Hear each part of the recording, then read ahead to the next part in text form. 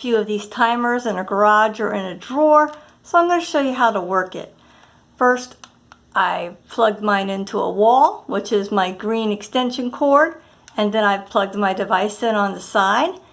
And they all have a little plastic arrow. I've blackened mine so you can see it. You dial this to set the time. So you see I've dialed it to 3, so it's 3 p.m. And whichever nubs you press down is when your device will come on. So I have the nubs between 4 p.m. and 7 p.m. pressed down. So I want the device to come on a few hours every day. Of course, PM is the black, AM is the white. Look on the side. The icon on top means it's on. It's just straight through. The timer's not being used. So if I put it in the down position, the timer's being used. Now you see it's 3 o'clock.